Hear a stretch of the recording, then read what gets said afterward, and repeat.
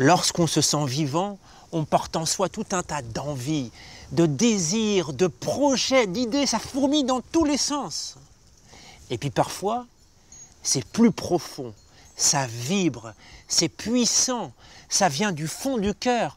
On se sent aspiré, on est plein d'enthousiasme et on se sent prêt à déplacer des montagnes. Alors c'est important d'écouter ces appels, mais il va falloir choisir auxquels je vais répondre, auxquels je vais consacrer du temps et de l'énergie. Et pour ça, je vous propose de répondre à 3 questions. Comment savoir si c'est un désir éphémère ou un élan profond fait pour durer? Deuxièmement, est-ce que c'est bon pour moi ou est-ce que c'est destructeur?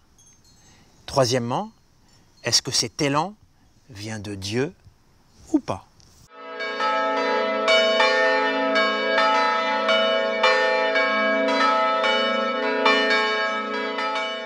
Alors faire la différence entre une envie passagère ou un désir profond, c'est assez simple pour peu qu'on soit honnête avec soi-même. Dans l'envie passagère, il y a une notion de prendre. C'est comme un fruit qu'on veut cueillir pour le consommer, pour soi, pour en jouir. C'est une pulsion à satisfaire dans un temps relativement court et dès qu'on y a répondu, ça disparaît. Jusqu'à la prochaine fois. Dans l'élan profond, il y a une notion de prendre soin.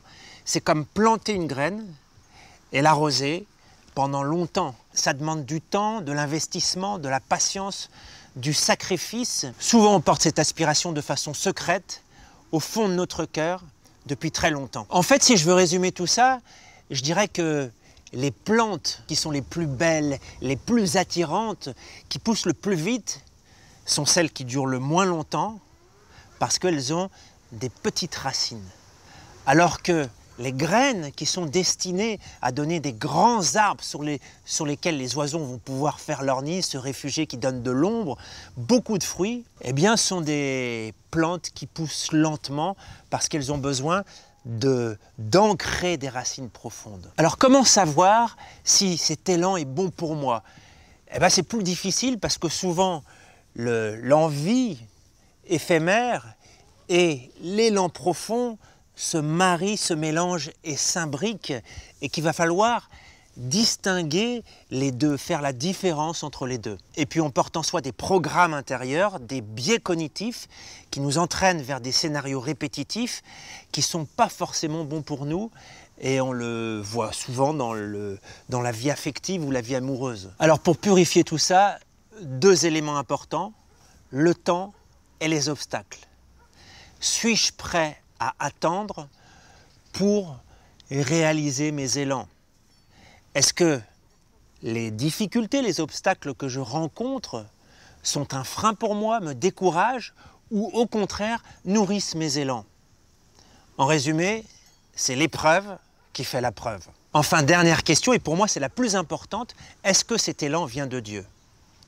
Pour moi, un élan profond n'est pas là pour satisfaire notre intérêt personnel. Il ne vient pas nourrir nos 3 dragons, notre désir de jouissance, notre désir de possession et notre désir de puissance. Il est don, il dilate notre cœur, il nous ouvre aux autres et surtout, et c'est ça qui est paradoxal, on est prêt à y renoncer si on s'aperçoit qu'il nous éloigne de Dieu. Il nous faut donc demander à Dieu de nous éclairer, lui remettre cet élan pour qu'il en prenne soin, parce que si c'est lui qui l'a mis dans notre cœur, il saura le nourrir et le faire aboutir. Il faut enfin nous dépouiller de notre volonté propre pour pouvoir recevoir de Dieu sa grâce, sa force, sa patience et sa persévérance. Alors, j'ai envie de vous dire, écoutez vos élans, cultivez-les, passez-les au filtre de ces 3 questions et sur cette route magnifique, je vous souhaite bon courage, j'ai confiance en vous et que Dieu vous bénisse.